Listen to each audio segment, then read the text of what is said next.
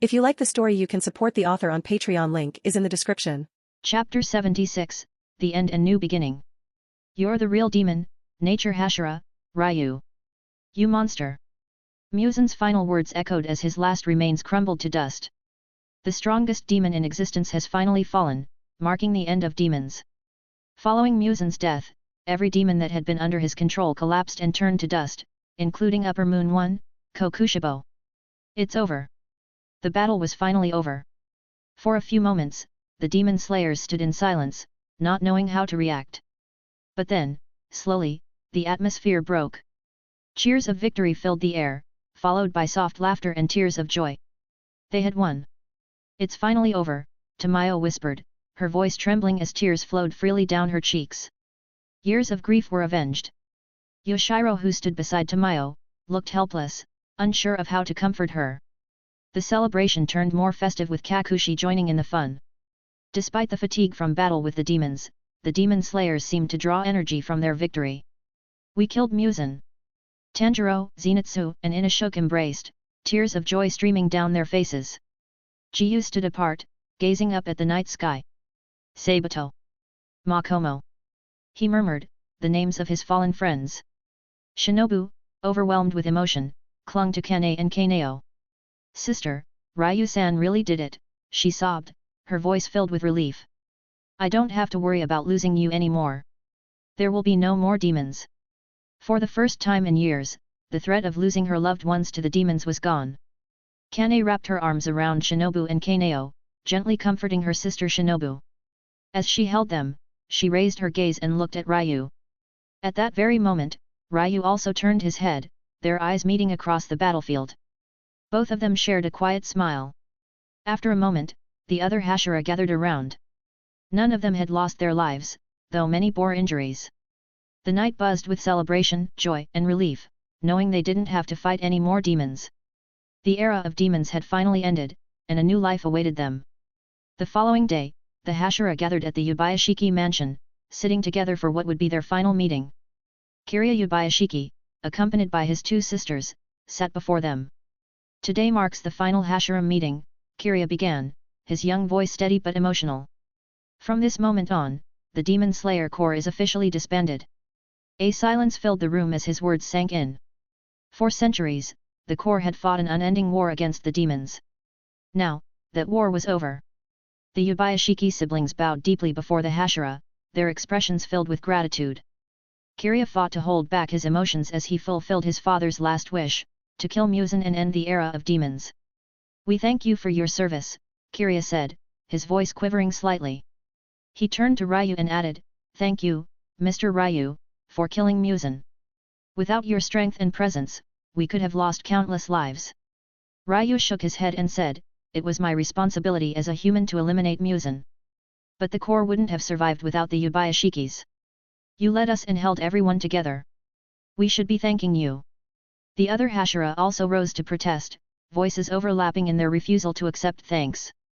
Chiyome, always thoughtful, stepped forward and knelt before Kirya. You were an exceptional leader, Kirya-sama. Your father and ancestors would be proud. His words brought tears to Kirya's eyes, and he nodded in silent appreciation. The Hashira looked at one another with smiles, as the room filled with quiet emotion and chatter. They reminisced about their journey, reflecting on the hardships and losses they had endured to defeat Musen. Now, their purpose as Hashira had come to an end. Ryu scanned the room with a smile on his lips as he sensed the flood of emotions swirling around everyone. Nature Manor. Ryu and Kane sat together in the courtyard, gazing at the star-filled night sky above. What a beautiful night! My mind is finally at peace, without any demons, Kane said softly. Yes, Ryu replied, slightly distracted. What's next, Ryu? Kane asked, are you going to leave? Ryu sensed Kane's emotions were heavy from her tone. She was too smart and perceptive. He noticed her usual smile had faded, and her lips trembled slightly. Her eyes glassy with unshed tears, fighting to keep her emotions in check. They had finally killed Musen, yet Kane couldn't feel the joy and relief that surrounded others, her instincts told her that she was going to miss Ryu. With a swift move, Ryu wrapped his arms around Kane's waist and lifted her onto his lap. Looking into her eyes, he spoke gently. It's time you know some things, Kane. I'm not from this world.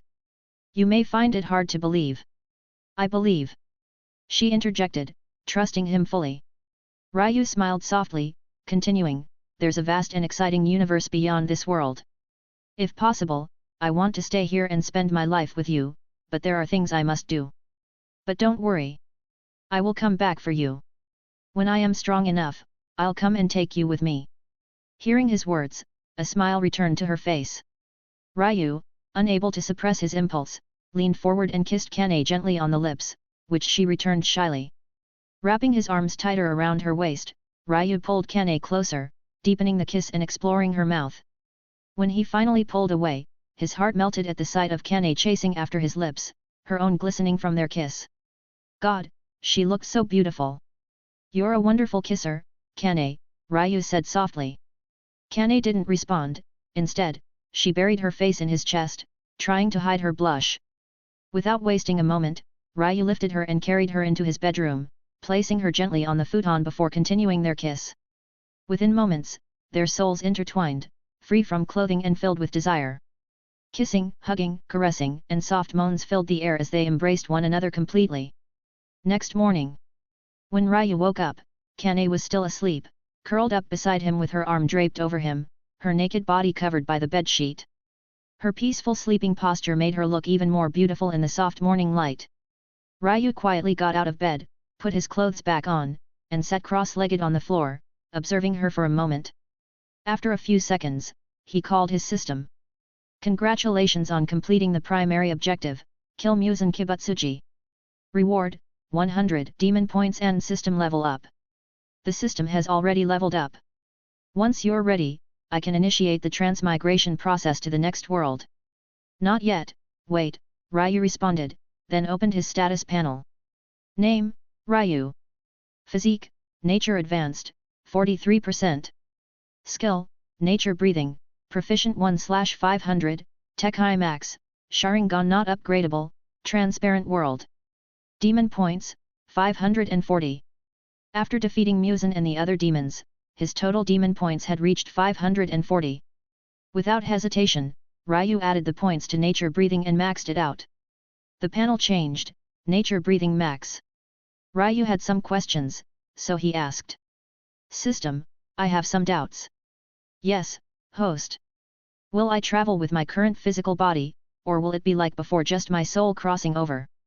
With the current system level, physical body travel isn't possible. However, once the system is upgraded to level 3, it will be possible.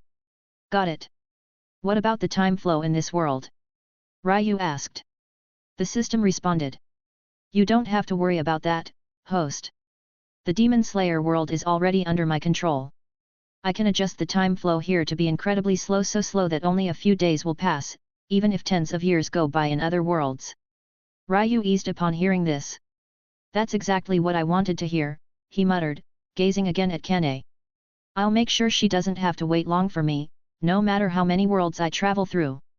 You just have to upgrade the system to LV3, and then it will be possible to summon her to the world you travel to, the system explained as if seeing through his thoughts. Ryou's lips curved into a small smile as his worries were completely gone. He wasn't in a hurry to travel to the next world. He plans to spend another day with Kane before initiating the transmigration process.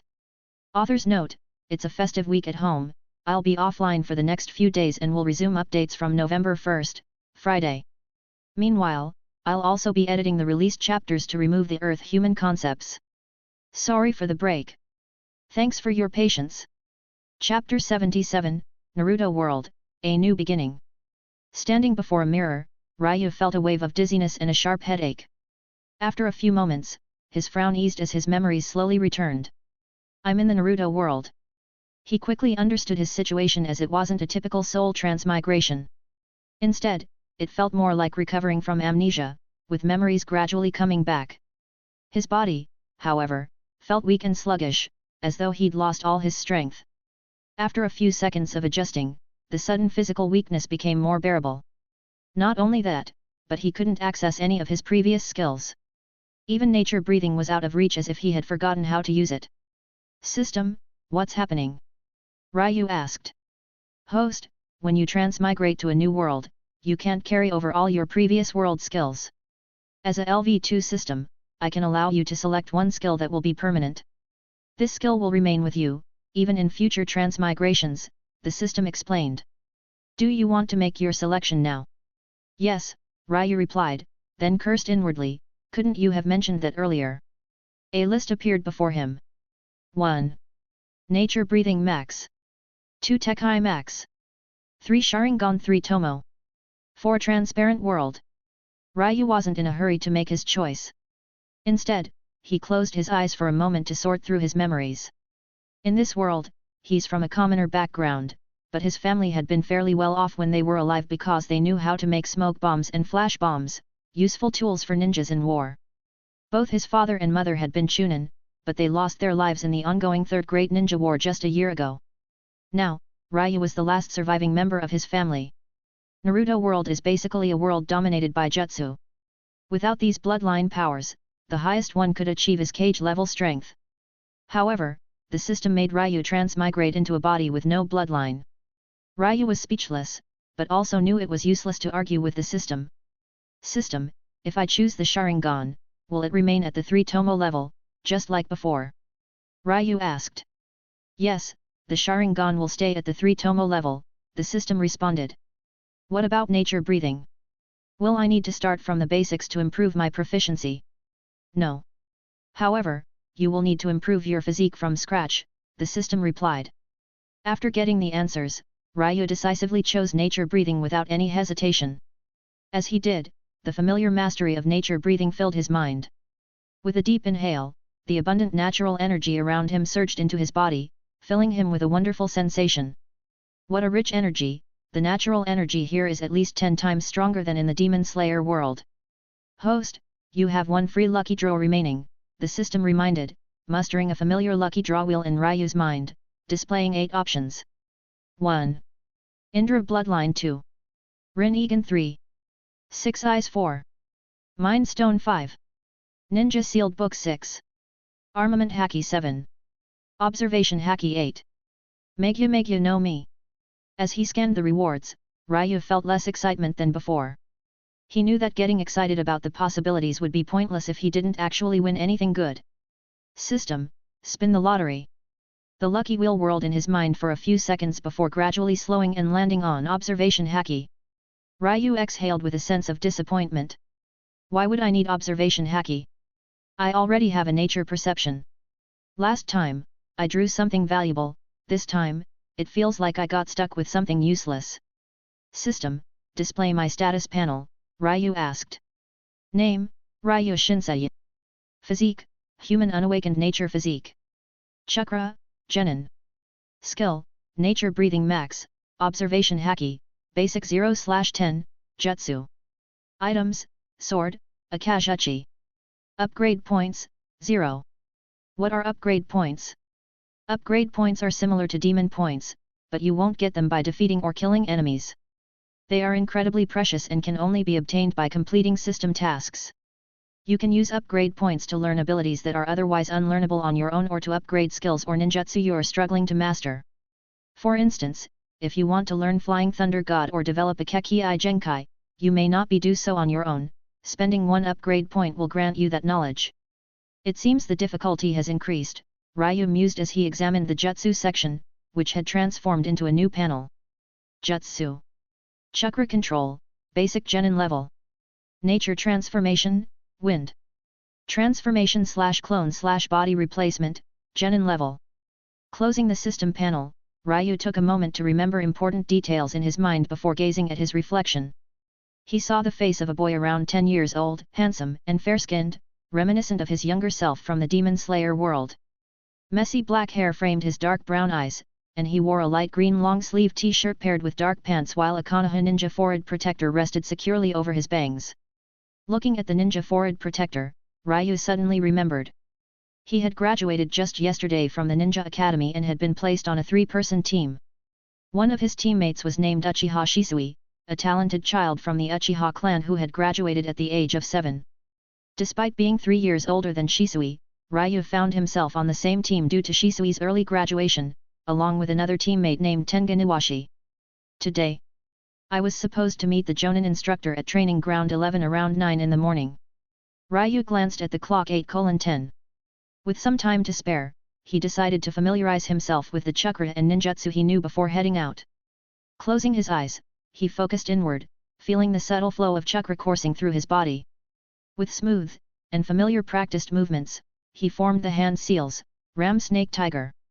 In an instant, a clone identical to him appeared beside him. It seems not too difficult, but the amount of chakra I have is surprisingly low, he noted. Ryou tried another familiar jutsu, dog boar ram. In a flash, his form shifted, transforming into the image of an adult Kakashi. With a release hand seal, he transformed back. Aside from the basic jutsu taught at the Ninja Academy, Ryou discovered he had knowledge of two wind release jutsu, Gale Palm and Great Breakthrough. However, with his current limited chakra reserve, he could only perform one of them before exhausting his chakra. With my current strength, even a Chunin could kill me easily. I need to improve my physique quickly, or using the nature breathing style may put a burden on my body. Well, there's no need to worry too much, Ryou mused. He then checked his ninja pouch, which had a few shurikens, a kunao, and 2 smoke bombs. Alright, let's go and meet the team. Uchiha Shisui, it's going to be interesting. Chapter 78, Jonin Instructor, Daiichi Kurama. Coming out of his house, Ryou took a deep breath of the morning air and looked around. The first thing that caught his eye was the massive mountain overlooking Konoha, where the faces of the Hokage from 1st to 3rd were carved into the stone. The Hokage Rock of Konoha, it's a sight to see it in person. Ryou thought and strolled the village. Despite the ongoing war, the streets were already bustling with life. Villagers walked with happy faces, showing bright expressions. The atmosphere felt surprisingly cheerful for wartime, and Ryou knew why. Minato Namikaze, the yellow flash of Konoha. The village was still buzzing with the recent good news from the war front. Minato and his team had completed a successful mission to destroy the Konoha Bridge, crippling Iwagakure's hidden stone village supply line. But that wasn't all. Minato and the rest of Konoha troops had taken out nearly 1,000 enemy shinobi from Iwagakure, forcing the enemy troops to withdraw temporarily. Minato's reputation wasn't just limited to Konoha anymore, it had spread like wildfire across all the hidden villages. The people of Konoha knew what this meant, the war was finally coming to an end, or at least, the war was turning in their favor. Hearing everyone's chatter along the way, Ryou had to admit Minato's popularity is really sky high, even surpassing the 3rd generation. If he didn't lose his life in the Nine Tails incident, Konoha might have developed better in a different way. Setting his thoughts aside, Ryou set a clear goal, to strengthen himself. Even though the war would soon come to an end, the most dangerous things were post-war missions, when tensions between the villages would still be high. Ryou made his way to training ground 11, taking in the scenery of the Naruto World. After a few minutes, he reached a more secluded, forested area where the training grounds were situated. When he arrived at the location, 2 figures were already there. This was his first time meeting them. One of them was a young boy with short, messy black hair and dark eyes. He wore the standard Uchiha clan attire, a high-collared, dark outfit with a short sword strapped to his back, resting just above his right shoulder. Even without introductions, Ryou knew exactly who he was: Uchiha Shisui. Beside him stood another boy, likely a year older than Shisui. He had light blue hair and a relaxed posture, casually twirling a kunao in his hand.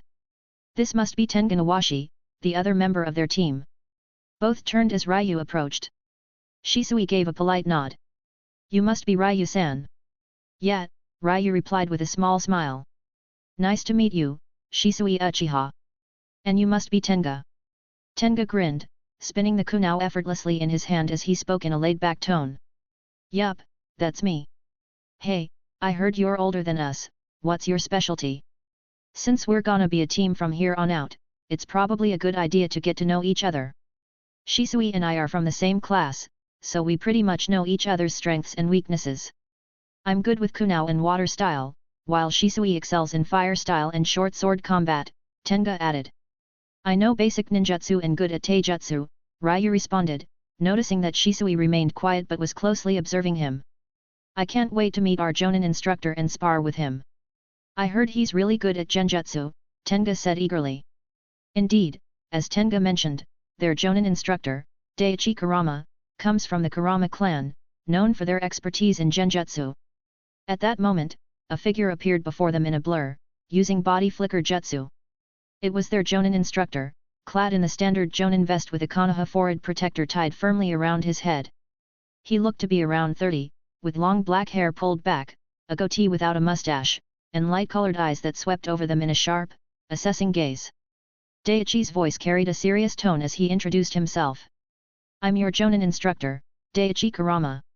My specialty is genjutsu, and this is my first time leading a genin team. You can call me sensei, teacher, or instructor, whatever suits you. As shinobi, our ultimate responsibility is to protect the village, never forget that. Everything we do, every mission we take, must serve that purpose. The safety of Konoha comes above all else. Daiichi paused, letting the weight of his words sink in before continuing. Before we take on any missions, I need to know how skilled you three are. We'll start with a small test. Based on your abilities, I'll decide which missions we'll tackle before moving on to more challenging ones. Shisui, Tenga, and Ryou nodded in agreement. Tenga, a curious type, asked, Daiichi-sensei, what's the test? Daiichi's serious expression softened into a slight smile as he crossed his arms. The test is simple, attack me with everything you've got. Whoever manages to land a solid hit on me gets a free barbecue meal. If you fail, you'll be paying for everyone. But if all three of you pass, it's on me. Nice, sensei. But... Tenga began, before suddenly springing into action. Without warning, he threw 3 kunao into the air, each one flying straight toward Daiichi. However, Daiichi effortlessly dodged the kunao with a quick shift of his body, smirking as he said, nice try. What are you two waiting for? Let's do it. Tenga urged in excitement. But before the two of them could make their move, Ryou did as he rushed forward. You two, take advantage and attack while I engage him up close. He called out. In a blink, Ryou closed the gap between himself and Daiichi, aiming a powerful punch directly at his stomach. Daiichi sidestepped effortlessly, easily dodging his strike. Ryou pressed on, unleashing a rapid barrage of kicks and punches, but each one met nothing but air as Daiichi moved through his attacks with ease. Quicker than I thought, Ryou mused and used total concentration breathing to enhance his overall abilities. With his current physical strength and lung capacity, he may not be able to maintain this state for so long. Let's finish this quick. Chapter 79, Test and Teamwork. With total concentration breathing, a familiar power surged through his body, enhancing his strength, speed, and reflexes, far beyond the limits of genin. Without wasting time, Ryou's body blurred as he dashed toward Daiichi with incredible speed. Before their instructor could fully react, Ryou closed the distance, landing a spinning kick aimed directly at Daiichi's side. Daiichi raised his forearm in defense, blocking the blow just in time, but the sheer force behind Ryou's kick caught him off guard. The short pause gave Ryou the opening he needed. Twisting his body mid-air in an abnormal motion, he delivered a second straight kick to Daiichi's stomach. This time, the kick connected, forcing Daiichi back 2 steps. Now! Ryou shouted. In perfect synchronization, Shisui and Tenga launched their attack. Shisui, with his quick footwork, vanished from sight and reappeared behind Daiichi, hurling a set of shuriken toward Daiichi's blind spot with impressive speed and accuracy. At the same time, Tenga rushed from the side with a kunao in each hand. Closing in, he swung his kunao in a wide arc toward Daiichi's ribs. Daiichi, caught in the middle of the well-coordinated attack, narrowed his eyes slightly. Without even glancing at Shisui's attack, he moved with lightning speed, dodging Tenga's kunao strike by flashing to the side. At the same time, his hand shot out, catching the shuriken Shisui had thrown as if they were moving in slow motion. Nice teamwork, Daiichi remarked, his tone impressed. Shisui and Tenga's skills didn't surprise Daiichi much. They were well known in their class with top scores and graduated early due to their excellent capabilities, so their performance was more or less expected. What truly impressed Daiichi, however, was Ryou. According to the academy reports, Ryou had always been average at best. His ninjutsu and taijutsu were basic, while his shuriken throwing skills were mediocre.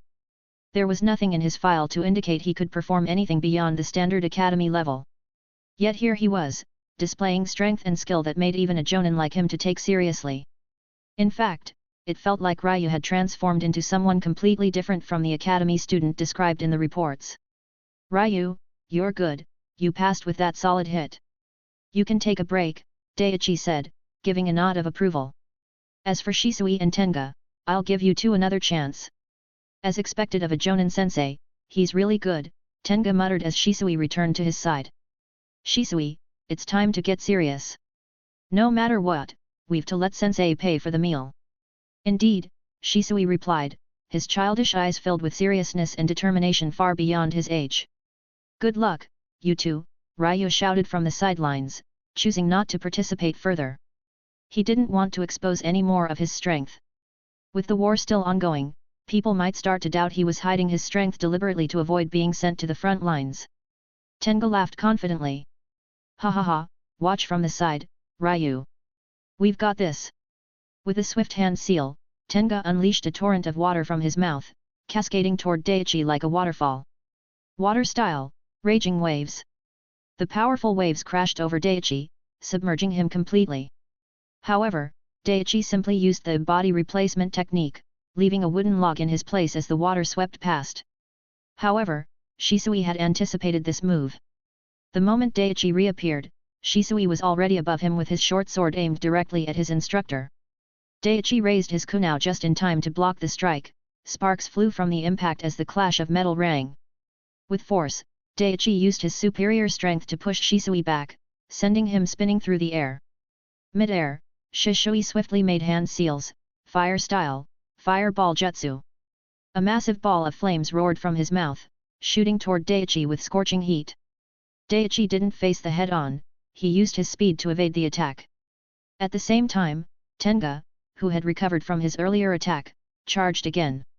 But Daichi, with a single hand seal, cast a basic genjutsu, causing Tenga to freeze in place, his eyes clouded. But just then, another Tenga emerged from the puddle formed by the earlier water-style jutsu at Daichi's feet. He pressed a kunai against the back of Daichi's back. Sensei, did we win? He asked, a triumphant grin on his face. Meanwhile, the Tenga who had seemed dazed from the genjutsu dissolved into a pool of water, a water clone all along. Daichi smiled as he glanced back and nodded. You guys did well for a genin. He complimented. But, anyone with a brain could tell that he wasn't fighting at full strength. His body replacement and genjutsu were executed at a noticeably slower speed as if he wanted them to know what move he was going to make. Those two are really good. Ryou mused as he watched their fight. Tenga, in particular, his chakra reserve seemed immense, allowing him to use two water-style jutsu without any sign of strain. On top of that, his kunai techniques were also good. As for Shisui, his skills were far beyond the average genin, even without his Sharingan. But then again, that was to be expected from a Uchiha. Ryou, Tenga, and Shisui gathered together as Daichi stood before them and spoke. You three have demonstrated nice teamwork and adaptability in battle, qualities a ninja team must have. As a team, it's important that you cover each other's weaknesses and exploit your opponent's openings. I was planning to emphasize the importance of teamwork today, but it seems you already understand it well. No matter how strong you are individually, without cooperation, a mission can easily fail. Got it, Sensei, Tenga responded with a grin, giving a thumbs up. Shisui remained quiet but absorbed every word Daichi said. Alright, that's enough for today. We'll start taking on missions from tomorrow. But for now, let's go and enjoy that barbecue meal I owe you three. Yeah! Tenga shouted enthusiastically. As the smell of burning meat filled the air of the popular Konoha restaurant, Ryou, Tenga, Shisui, and Daichi sat around the table, enjoying their barbecue meal. Hey, Ryou, I didn't know you were so good at taijutsu, Tenga remarked, shoveling food into his mouth, while Shisui also nodded and said, Ryou-senpai, you were amazing back there. Hey Shisui, no need for honorifics. Just call me Ryou, he said with a smile. Even though I'm older, we're on the same team. Even Daichi joined in the conversation. Yes, Ryou, I've been meaning to ask about that too. Your strength surged suddenly during our spar. Is that some kind of technique you're working on? Ryou lied without any change in expression. Yes, sensei. It's something I'm developing. It involves expanding the lungs to take in more air, which accelerates blood flow and enhances my physical abilities like strength, speed, and reflexes. Tenga's eyes widened in amazement. Whoa, that sounds like genius-level stuff. So that's why you moved so fast. It's not without its drawbacks, though. My body isn't strong enough to handle it. Just using it for a few minutes gives me pain in my lungs. That's why starting tomorrow, I plan to focus on exercising my body and increasing my lung capacity. Daichi considered Ryu's explanation thoughtfully before sharing his thoughts. That sounds complex. While it may enhance your strength, I doubt it will be as effective in battles against a Jonin or even a slightly stronger Chunin. I suggest you also work on improving your chakra control. With better chakra control, you can channel chakra to enhance your physical abilities. It will be more reliable in combat. I understand, Sensei, Ryu nodded simply, choosing not to explain further. Chapter 80, Training. Back at his house, Ryu wasted no time and began to practice his nature breathing style, from the first to the 9th form, while a strand of natural energy seeped into his body and flowed through every part of his being. He felt the familiar feeling of his flesh and bones being strengthened. After a few seconds, the feeling slowly faded. Given the situation of his body, Ryu had no choice but to start from the basics, just like he had in the Demon Slayer world. The only difference this time was that his nature breathing was already maxed out, making the process much simpler and easier. It's the only way to improve his nature physique. Once his physique reaches the intermediate level, his progress will be faster because he can practice his breathing style for a longer duration. According to his calculations, it would take just 10 days to reach the intermediate level and another 6 months to hit the advanced stage. He then opened his status panel to check his progress. His physique tab had already changed. Physique, Human Nature Basic, 5%. Along with the change in his physique, he noticed that his chakra reserves had expanded than before. If he could reach the advanced level, his chakra volume might even rival that of a Hokage. In the coming days, I need to focus on improving my physique and mastering advanced chakra control, Ryu mused. With precise chakra control, one could even perform ninjutsu without the need for hand seals. Though it was too far away from him, he had already laid out a clear training plan to improve his strength. Ryu divided his training into 3 parts to maximize his growth. 1. Improving his physique and observation haki. 2. Chakra control. He would start from the basics and move toward more advanced techniques like change in chakra form. This would allow him to unleash powerful jutsus with minimal chakra. 3. Ninjutsu and genjutsu. Though he had a decent mastery of basic ninjutsu, he plans to learn some advanced techniques and even genjutsu if possible. With everything planned out, Ryu felt slightly more at ease. Without his former strength, he couldn't even calm his mind, always feeling as though his life hung in the balance. This world wasn't like the Demon Slayer world, where you can progress step by step. Even the system had helped him there, by rewarding him with demon points for hunting demons. Given time, his strength would return to its former level, but in the Naruto world, that wouldn't be enough. System, what's the primary objective of the Naruto world? Ryu asked, noticing he hadn't seen it on the system panel. Primary objective, defeat Kagaya Tsutsuki in her prime. Reward, next world end system level up. In addition to the primary objective, he also noticed several secondary objectives listed on a separate panel created by the system. Secondary objective, gather chakra of 9-tailed beasts. Reward, 10 tails pet plus 2 upgrade point. Secondary objective, collect 10 Sharingans 3 Tomo. Reward, advance yin release plus 1 upgrade point. Secondary objective, join Akatsuki. Reward, lottery draw plus 2 upgrade points. For your information, host, the secondary objectives aren't compulsory. You can choose to ignore them if you don't want to complete them. Additionally, the system will issue tasks from time to time, the system explained.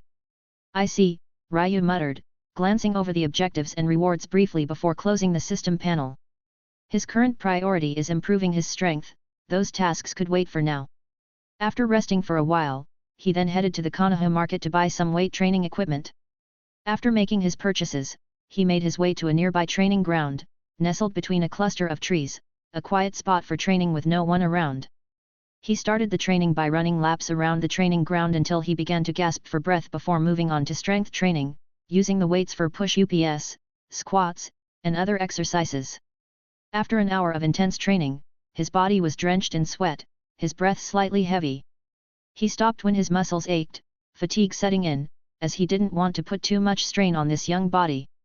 Reaching into his pouch, he pulled out a military ration pill and quickly swallowed it. After a minute, he could feel his stamina restoring and exhaustion easing. He sat down for a brief 10-minute rest, allowing his body to recover slightly before moving on to the next phase of his training, chakra control. He started with tree climbing. He stood before a tall tree and let his chakra flow freely into his feet. Slowly, he placed one foot on the tree, measuring whether the chakra flow was too strong or too weak. Too much chakra would shatter the bark, while too little would cause him to slip. Once he found the right balance, he began to climb. Surprisingly, he climbed the tree easily without much effort, reaching the top in no time. Standing upside down on a sturdy branch, he gazed down in thinking. I don't recall chakra control being this simple, is it because of my nature physique? Ryou thought. Before the memory recovery, his chakra control wasn't this good. It must be. Those with a yang nature tend to have better chakra control. My physique seems to align with yang release. After descending from the tree with a few graceful leaps, he prepared for the next chakra control exercise, walking on the water. Finding a small stream nearby, he stood at its edge and focused once again, this time sending chakra to his feet in steady supply to match the instability of the water's surface. He took a step forward, his foot meeting the water with a slight ripple but didn't sink. Step by step, Ryou moved across the stream, maintaining perfect balance. It seems his physique really was making a difference, Ryou smiled to himself. Now, let's test two of the wind-style jutsu I have, Ryou thought, stepping back into the open space. With 5 rapid hand seals, Ryou clasped his hands together. Wind style, gale palm. The wind compressed in his hand before transforming into a powerful gale that surged forward, it even pushed him ahead with surprising force. As he came to a halt, he shook his head slightly. This jutsu doesn't suit my fighting style. Let's try the Great Breakthrough technique. Forming a different set of hand seals, Ryou inhaled deeply, then unleashed a gust of wind from his mouth. Wind style, Great Breakthrough. The wind howled forward with powerful force, strong enough to scatter debris and cause nearby trees to sway violently. The technique was straightforward, but its true strength depended on the user's skill and chakra control. This one is better. Satisfied with the results, Ryou took a short rest to recover his chakra and decided to call it a day. The 2 jutsu had drained half of his chakra reserves, a drastic improvement compared to before when just one jutsu was enough to deplete half of his chakra. Chapter 81, Third Hokage. Nearly 10 days had passed. At around 9 in the morning, Ryou left his house and walked toward the Hokage building. When he arrived, he saw that Shisui and Tenga had already gotten there before him. Over the last 10 days, they had been busy with many D-rank missions, weeding gardens, catching runaway cats and dogs, digging potatoes, babysitting, clearing trash, picking medicinal herbs, and even teaching academy students. These missions were meant to help them adapt to the lifestyle of a shinobi and strengthen their cooperation. During this time, they were also reminded of the important shinobi rules learned in the academy, like a shinobi must always put the mission first and a shinobi must follow their commander's instructions and other important shinobi rules of Konoha. But yesterday, their Jonin instructor, Daiichi, informed them that they would be taking on a C-rank mission today. He had asked them to be prepared, as these missions would be required for them to leave the village. C-rank missions typically took place within the Land of Fire, but given the tensions along the borders and the skirmishes with other hidden villages, there was always the possibility of danger. The village wasn't sending them directly into war zones yet, but they were slowly preparing them, making sure they'd be ready to be deployed to the front lines at any given moment. Ryou. Tenga called out. Ryou nodded and walked toward them. After 10 days of working together, the three had grown somewhat closer. How are you holding up, Shisui? Ryou asked. Yesterday, some of the injured ninjas from the front lines returned to the village. Among them was Shisui's father, who had lost a leg and was now hospitalized. I'm fine. I understand that as a shinobi, we're prepared for things like this, but, seeing my father like that, makes me wonder what a shinobi is and why we are fighting. Shisui said, shaking his head. Before Ryou and Tengo could say anything, Daiichi arrived. He looked at them and said, we're going to the Hokage's office to receive our mission. Please be respectful when you meet the Sandaime Hokage. Really, sensei? Are we meeting Hokage-sama? Tenga asked with bright eyes. This was different from their usual D-rank assignments, which were given at the mission assignment desk. Today, they were suddenly called to the Hokage's office to receive the mission. Ryou looked at Shisui thoughtfully and mused, that old fox, Sarutobi. He's trying to use Shisui's weak moment to draw him onto his side. Not only that, Ryou also sensed a slight change in Shisui's chakra. There was no doubt that he had likely awakened his Sharingan. What Ryou didn't know, however, was whether it was a 1-tomo or 2-tomo Sharingan. Inside the Hokage's office, the third Hokage, Hiruzen Sarutobi, sat behind his desk, his attention focused on the documents spread before him. It wasn't until Daichi respectfully called, "Hokage-sama," that Hiruzen finally looked up, his eyes studying the three of them. Hiruzen smiled warmly, his gaze lingering on Shisui a moment longer than the others. "It's good to see such promising young ninjas of Konoha. I've heard about your missions these past few days from Daichi. It seems you've been adapting well to your new life." "Yes, Hokage-sama," Tenga responded eagerly, his excitement palpable. Leaning back slightly, Hiruzen continued, "Shisui, how is your father? I was informed he returned from the battlefield injured." Shisui was taken aback by the third Hokage's knowledge of his name and his father's situation. For a moment, he felt a genuine kindness from Hiruzen. "He's recovering well, Hokage-sama," he replied earnestly. "Mn. I will pay him a visit when I am free. He's an excellent shinobi. The battlefield is cruel, especially in times of war. Injuries and losses are burdens we shinobi must bear," Hiruzen said, his tone serious yet compassionate. "But remember, even when an old tree loses a branch, the young and new ones continue to grow strong. You, young ninjas, are the future of Konoha." Hearing Hiruzen's words, Ryou felt speechless for a moment. Even he couldn't tell if the Hokage was genuinely concerned or manipulating Shisui with his carefully chosen words. "I understand, Hokage-sama." Shisui slightly bowed his head. Hiruzen gave them a slight smile and offered a few words of encouragement before handing a mission scroll to Daichi. Once they exited the Hokage building, Shisui took a deep breath, his eyes changed, as if he had made some kind of decision. Ryou noticed the change and had to admit third Hokage has a way with words, easily manipulating Shisui's emotions. He began to wonder just how far the Hokage's words had impacted him. Tenga, oblivious to all these things, grinned and patted Shisui on the shoulder. "Shisui, we are finally going to leave the village. Aren't you excited to see the outside world?" Shisui nodded and asked, "Sensei, what's the mission?" In response, Daichi casually tossed the mission scroll to Shisui. As Shisui unrolled it, they all read the details together.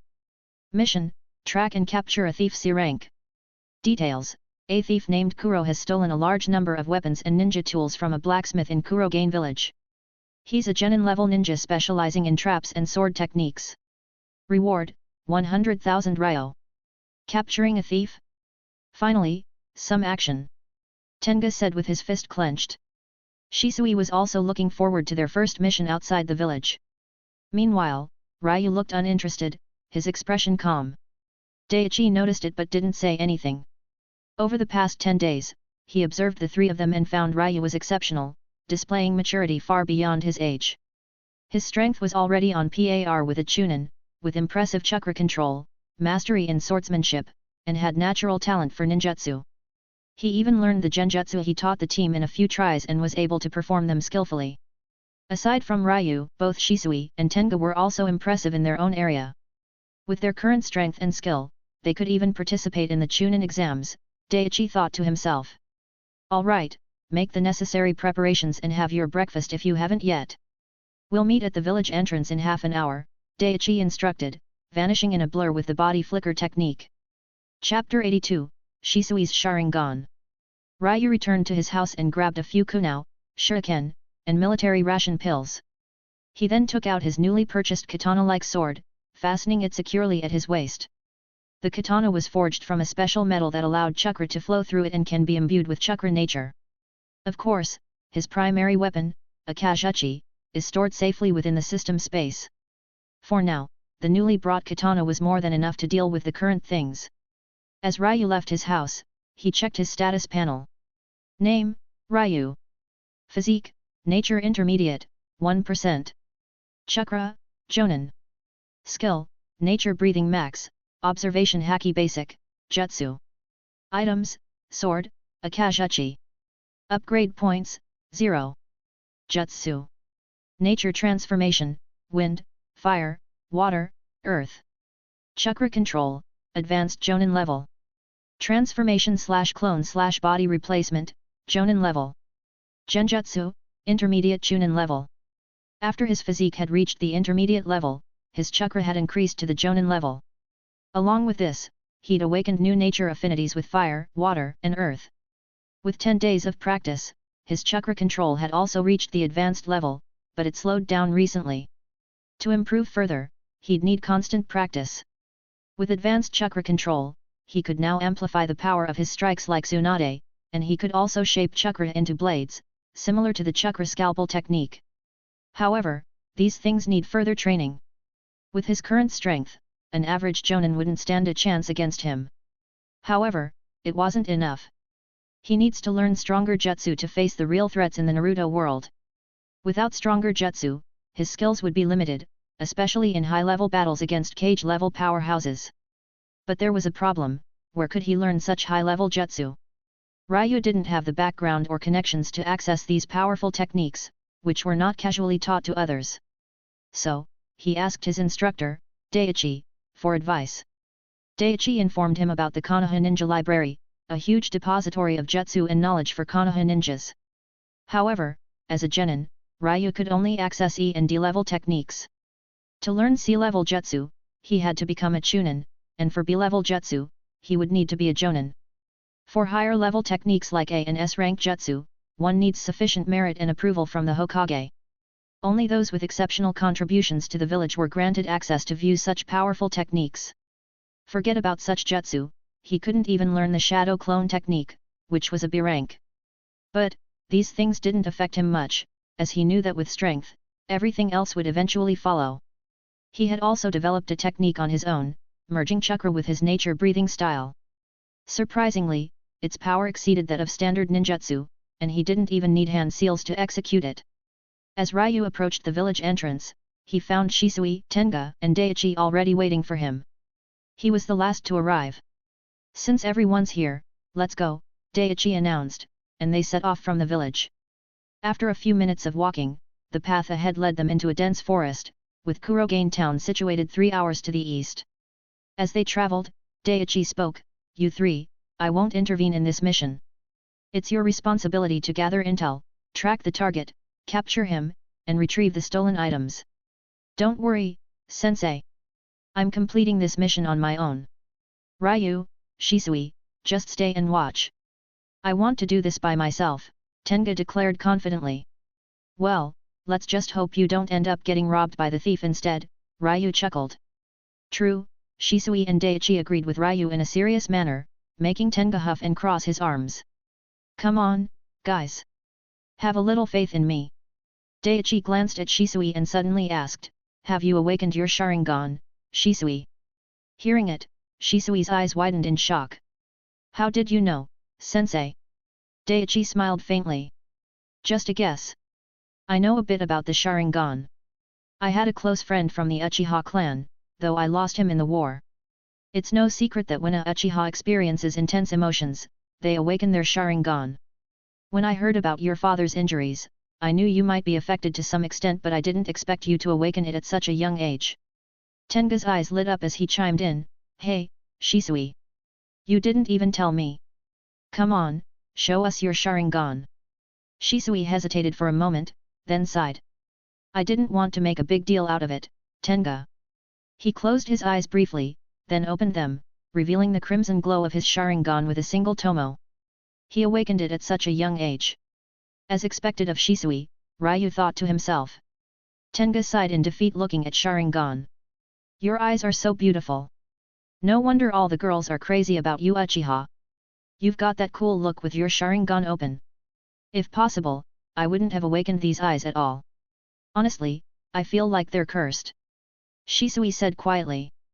After opening Sharingan, he felt a surge of negative emotions and an impulse to destroy. "Don't let the Sharingan affect you, Shisui. It's just a tool," Ryou advised, seeing his state.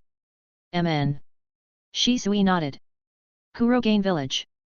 They arrived in Kurogain village in 2 hours, nestled near the edge of a dense forest. The mission had been issued by the village chief, so they made their way to his residence. Upon reaching the chief's house in the village center, they found a burly man around 60 years of age, his face filled with nervousness and worry. "You're here about the thief?" the village chief asked, his brow furrowed. Why are you so late? The thief could be long gone by now. Don't worry. Just tell us everything you know, and don't leave out any details, Tenga asked him in a serious tone. We'll capture him for sure. You can count on us. The village chief let out a weary sigh. Most people in our village make a living by crafting weapons and ninja tools. After completing the weapons, everyone stores them in a common place for me to sell in the nearby towns. Recently, a thief named Kuro somehow discovered this routine and stole our month's hard work.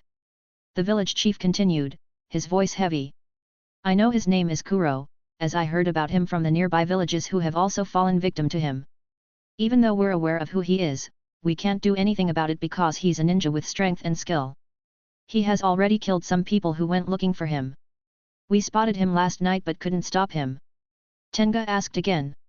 Tell us anything else you can about him, how he looks, or where he might be hiding. The village chief shook his head.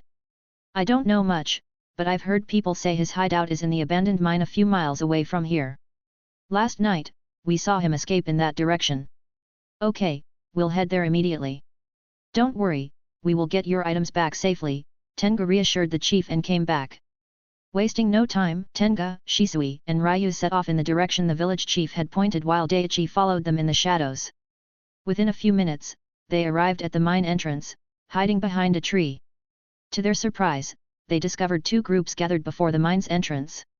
One was Kuro's group of 5, while the other was a 3-person shinobi team. Looks like you won't be completing this mission alone, Tenga, Ryu teased. Tenga frowned, his competitive spirit ignited. I can handle them. They don't look too strong. Shisui narrowed his eyes, studying the groups closely. We should be careful, Tenga. They aren't wearing any headbands, so we don't know what they are good at. We can't rush in blindly. Let's wait and gather more information before we decide on our next move. Chapter 83, Mission Escalated to B rank. Suddenly, Daichi appeared next to them, giving a silent hand signal to retreat. Once they were a safe distance away, Daichi spoke in a low voice, the mission has changed. There's a Jonin among them, and the other two are at least Chunin level.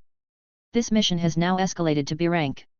He paused, assessing their reactions. Despite the sudden increase in mission rank, Ryu, Tenga, and Shisui remained composed, their expressions calm and determined. None of them showed any signs of backing away or hesitation. Daichi gave a slight nod of approval. Good. Since you're all set on completing the mission, here's the plan. I'll take care of the Jonin. The 3 of you will handle the Chunin and Thief group. Once they're captured, we'll figure out their motives before deciding what to do next. Now, how do you plan to approach this? He glanced at them and asked. Tenga pulled out a kunai with a smoke tag attached to it. Sensei, we'll start by using the smoke tag to cloud their vision. That'll give you a chance to reach the Jonin while Ryu and I handle the 2 Chunin. Shisui will deal with the thief group. Shisui nodded solemnly. I'll take care of them. Daichi praised Tenga, good. We'll move forward with that plan, but be careful. If anything goes wrong, retreat immediately. Understood. Daichi gestured for them to move out, and they advanced through the trees, keeping their movements silent. The forest's natural cover helped them stay hidden. Once they reached a suitable vantage point, Daichi motioned for them to stop and observe. In the small clearing below, Kuro's group was in discussion with the middle-aged Jonin, while the 2 Chunin-level shinobi stood nearby. After a few seconds, Daichi gave a subtle nod, the signal to begin. Without hesitation, Tenga threw his kunai, aimed directly at the Jonin. As an experienced ninja, he reacted instantly, deflecting the attack with a kunai of his own and shouting, "We're under attack." Just then, the smoke tag attached to Tenga's kunai exploded, engulfing the area in a dense smoke cloud. At that moment, Team Daichi dashed forward. Daichi, moving faster than the 3, engaged the Jonin in direct combat before the other party could react. In a blur of speed, their kunai clashed, sending sparks flying with each collision. After a brief exchange, they separated, maintaining a distance. You're a Konoha ninja. The Jonin remarked, eyeing Daichi's forehead protector. Why are you attacking us? Daichi's eyes narrowed. You're buying illegal weapons from a thief. What are you doing here, and which shinobi village are you from? If you don't answer me, I won't hesitate to use force or even kill you. The Jonin glared but didn't respond, while the tension in the air thickened. Meanwhile, Tenga and Ryu engaged the two Chunin-level shinobi, while Shisui confronted the thief group with his Sharingan opened. Ryu moved with lightning speed, catching one of the Chunin off guard. Before his opponent could react, Ryu had already positioned his sword at his throat, the sharp tip of the blade drawing a thin line of blood. "If you want to keep your head on your shoulders," Ryu said casually, "don't move." The Chunin froze, feeling the pressure of Ryu's calm eyes. His eyes darted nervously, hoping his companion would rescue him. The other Chunin wasn't any better. Tenga, using his water clone technique, distracted his opponent and the real Tenga appeared behind the Chunin, trapping him inside a swirling sphere of water prison technique. "Ha ha ha! I did it!" Tenga laughed. With both of their opponents captured, Ryu and Tenga turned their attention to Shisui, who had already immobilized the 5 members of the thief group with wire strings, restricting their ability to move. "I thought they'd be stronger." Tenga sighed, shaking his head, and looked at the sky. "Maybe I'm just too strong." Hearing Tenga's boasting, even Shisui rolled his eyes, while Ryu chuckled. "If you think you're that strong, why not go participate in the war? When you face a real skilled Chunin with the intent to kill, it won't be so easy." Tenga was indeed good at water-style ninjutsu, having been trained from a young age by his Jonin parents. His chakra reserves were far superior to the average genin, possibly even rivaling that of a Chunin. However, against experienced shinobi who come with the intent to kill, without regard for their own lives, skill alone wouldn't guarantee victory. "Sensei, we are done here," Tenga shouted. Daichi glanced over his shoulder at the 3 of them, satisfied with their swift action. He then turned back to the Jonin before him, thinking, "It's time to end this." Realizing his companions were captured, the enemy Jonin's face twisted with rage. "Damn you, Konoha ninja! You'll pay for this!" Daichi snorted at the words, unimpressed. Will he be afraid of such a weak Jonin? The enemy Jonin hurriedly formed a hand seal, preparing an earth release jutsu, but Daichi was quicker. With a swift hand seal, he activated an A-level technique, Genjutsu, Infinite Darkness, before the enemy could complete his jutsu. The Genjutsu targeted the enemy Jonin's eyesight, leaving him in a hallucinatory darkness, causing him to see nothing but blackness. Disoriented and unable to see, he was left vulnerable to the attacks. Yet, out of instinct, the Jonin finished his earth release, rock pillar spears. Several jagged stone pillars burst from the ground where Daichi had once stood, but they struck nothing. Daichi had already moved, now standing behind the dazed Jonin. With a swift attack, he struck a precise point on the Jonin's back, targeting a key chakra point to immobilize him. The Jonin stiffened, and his body fell to the ground unconscious. Daichi then bound him and tied him with strong chakra-infused rope, ensuring he wouldn't be able to escape even if he woke up. "You guys did well. Now, let's find out what they were up to," Daichi said, before casting a genjutsu on one of the Chunin to interrogate information. Within moments, the Chunin's body convulsed before losing consciousness as Daichi stood up, his expression solemn. Seeing his expression, Tenga asked, "What happened, sensei?" "They're a rogue ninja group formed from nearby shinobi villages. One of the hidden villages paid them to target Konoha, taking advantage of the ongoing conflict between Kumo and Konoha. Their mission was to attack the exhausted Konoha teams returning to Konoha or pass their information," Daichi explained. Tenga clenched his fists, his voice rising in anger. "What? Why are they doing this? We're all from the land of fire." Daichi remained calm. "As a ninja, you shouldn't let your emotion cloud your judgment, and it's pretty common. This how they survive. But it's unforgivable." Tenga growled. "This is the reality of the shinobi world." Ryu sighed. Shisui also clenched his fist while frustration was written on his face. "Let's go. We need to pass this intel to the village." Daichi spoke and turned to Shisui. "Did you find where the stolen items are?" "Yes, they're inside the mine," Shisui spoke, finding the information with his Sharingan. Ryu glanced at the captured people and asked, "What do we do with the rest of them, sensei?" Daichi's face hardened, his voice cold. "Kill them all. We'll only take this Jonin back to the village for further interrogation. The intelligence division will handle the rest." Chapter 84, Return to Konoha. Hearing Daichi's words, Tenga and Shisui froze momentarily. They hesitated while their expressions were complex. "Kill a living human? Ryu, though calm, felt a slight emotion in his heart.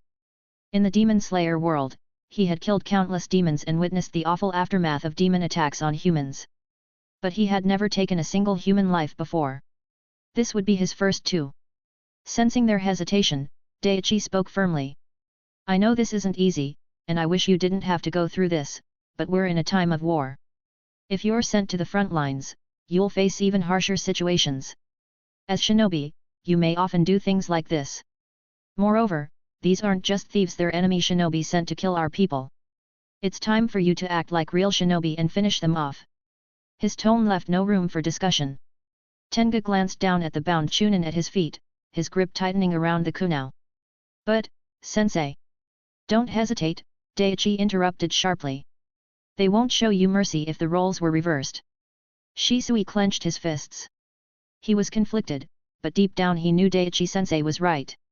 The ninja world is cruel, and he already understood it. Ryu stepped forward, resting his hand on the hilt of his sword. He knew too well how the Naruto world works. Let's do it, he said calmly, looking at Shisui and Tenga. We can't afford to be soft on our enemies. Tenga, who had always been the most energetic and light-hearted of the group, swallowed hard and nodded, his usual carefree demeanor replaced by a serious one. Okay, let's get this over with. The three of them moved into action, Daichi watching from the side. Ryu unsheathed his sword and delivered a clean slash to the neck of the Chunin, who remained unconscious under Daichi's genjutsu. Shisui and Tenga followed soon after, steeling themselves as they carried out the harsh task. Despite the cries for mercy, they executed the kills without hesitation or unnecessary emotion. Only the enemy Jonin was spared, bound for interrogation back in the village. At that moment, they stepped into the cruel reality of being shinobi and crossed a line they could never uncross. Once it was done, Daichi walked over and spoke. Good. I know it's not easy, but this is what it means to be a shinobi. Shisui remained silent. Tenga, though visibly shaken, exhaled deeply, trying to compose himself. Ryu, having experienced countless battles in the Demon Slayer world, felt little emotion. It seems the horrors he'd witnessed before had dulled him to some extent. Now, gather the stolen weapons from the mine and return them to the village chief to complete the mission. After that, we'll head back to Konoha. Daichi instructed, his tone softening slightly. As they retrieved the weapons, Ryu glanced at Shisui and Tenga, who remained silent without any talk. It seems the weight of the first kill hung heavy in their heart. They had changed, and Ryu wondered how deeply this would affect them. But as Daichi had said, if they wanted to grow as ninja, they had to face the world outside the safety walls of the Konoha village and accept the harsh reality. After returning the stolen goods to the village chief of Kurogain village, Ryu, Shisui, Tenga, and Daichi set off back to Konoha. Their mission is complete. Daichi, leading the way, glanced back at his team. You three did well today. Don't think too much about it, you will understand in the future. When Ryu, Shisui, and Tenga returned to Konoha, the sun dipped below the horizon, casting a warm orange glow over the village. It was this familiar sight that comforted them, relieving some of their heaviness. Daichi, without wasting any time, immediately headed toward the Hokage's office to report the mission's outcome, along with the captured Jonin. Wait for me at the dango shop, Daichi had instructed before vanishing in a blur with the body flicker jutsu. The three wandered through the village streets until they reached the bustling dango shop, a popular spot in Konoha. As expected, it was filled with people, chatter filling the air. Finding a corner table, they settled down and ordered some tea to soothe their throats after the long mission. As they sipped their tea, they overheard something that piqued his interest. At the table next to them, a group of older shinobi were chatting excitedly. One of them spoke, "Did you hear? Minato and his team just returned after a major victory on the front lines." "Yeah, I heard. Minato single-handedly stopped 1,000 Iwagakure shinobi. After that, Iwagakure temporarily stopped sending reinforcements for now. Seems like the war's finally nearing its end after all these years." Tenga's eyes widened in excitement as he overheard the conversation. He leaned closer to Shisui and Ryu, barely containing his excitement. "Did you hear that? Minato-sama's back. He's not called the Konoha's Yellow Flash for nothing, he's unstoppable." Shisui nodded in agreement, his expression filled with admiration. "Minato-sama. He's indeed incredible. I heard many things from my clan members, they told me his Flying Thunder God technique is too powerful." Ryu listened quietly, a smile tugging at his lips. Minato was a revered shinobi among the Konoha ninjas and a role model for many. However, Ryou couldn't help but think about Minato's growing prestige. It was likely being carefully orchestrated by the third Hokage. As for the politics behind it, Ryou wasn't interested. Tenga muttered eagerly, I hope to reach that level someday. To be as strong as Minato-sama, ending the war single-handedly. Shisui gaze fixed on the horizon outside the shop window. After a few moments, Shisui spoke softly, it's not just about strength. Minato-sama fights for the village. For the people of Konoha, for peace. That's the kind of dream I desire. A world without conflicts. Ryou glanced at Shisui, momentarily speechless by his sudden change in adult-like worlds. Hearing it from a 7-year-old, he couldn't help but wonder what was going on inside Shisui's head. Chapter 85, Ryu's Strength. After a few minutes, Daichi returned and sat down next to Ryou. Sensei, what happened? Tenga asked, leaning forward with interest. Hokage-sama is busy receiving reports from Minato and the others who just returned from Uegakure frontline. I handed over the captured Jonin to the intelligence division, and we were compensated with the amount for a B-level mission. Did you meet Minato-sama, sensei? Tenga asked. No, but I heard some bad news.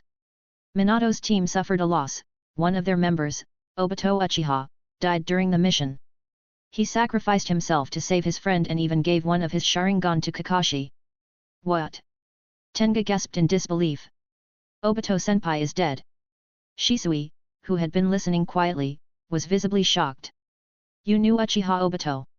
Ryou asked, turning to Shisui. Yes, Shisui replied softly.